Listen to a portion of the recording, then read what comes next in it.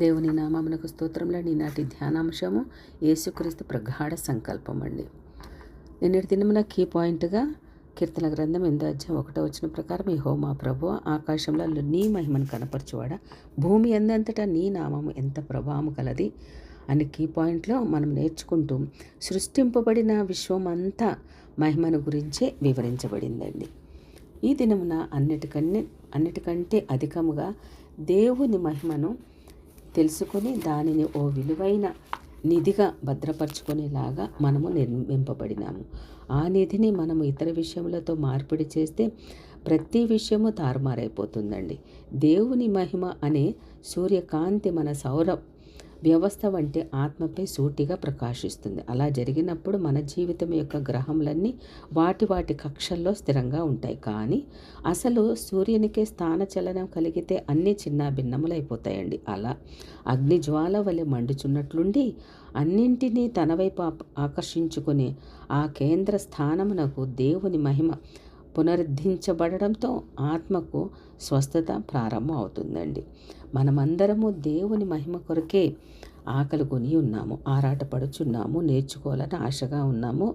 ఈ సృష్టి చూస్తుంటే ప్రకృతి సౌందర్యములను, ప్రకృతి దృశ్యములను చూడడానికి మనము వెళ్ళడం మన ఆత్మ గౌరవాన్ని పెంచుకోవడానికి కాదు. అలా మనం వెళ్ళేందుకు ఎందుకోసమంటే మనలో మనము చూచుకునే దానికంటే అటువంటి సౌందర్యములను వీక్షించడంలో ఆత్మకు మరింత స్వస్థత చేకూరుతుందనండి.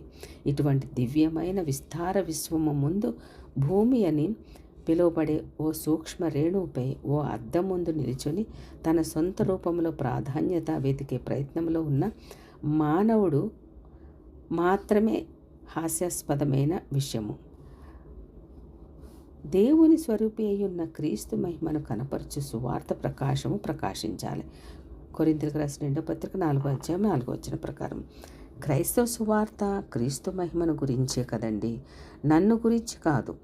అటువంటి ఘనత ఏదో కొద్ది పరిమాణంలో నాకు సంక్రమించిందంటే దేవునిచే నేనేదో హెచ్చింపబడినానని కాదు, కానీ దేవుడు తన కనికరము ద్వారా నేను ఆయనను నిరంతరం హెచ్చించగల సామర్థ్యమును నాకు అనుగ్రహించాడని అర్థమండి.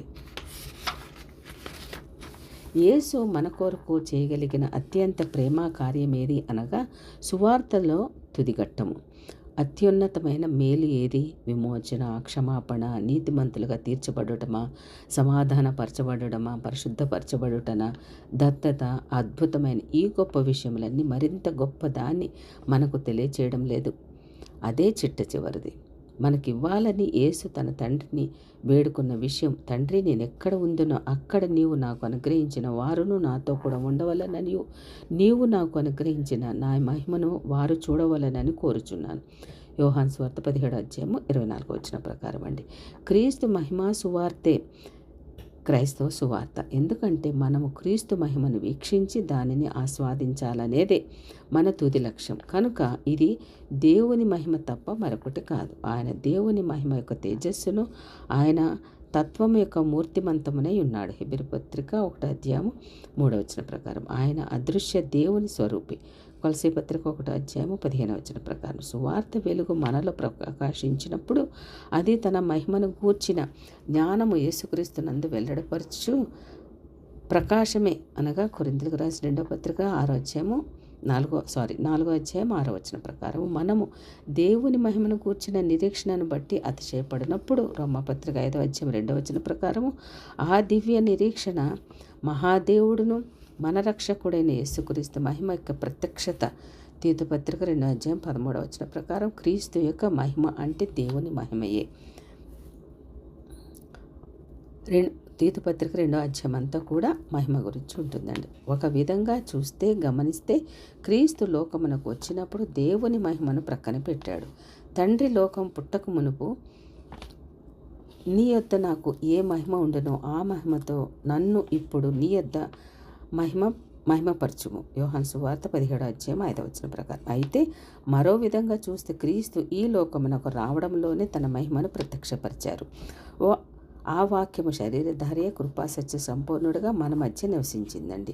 తండ్రి వల్ల కలిగిన అద్వితీయ కుమారుని మహిమ వల్లే మనము ఆయన మహిమను కనుగొంటిమి.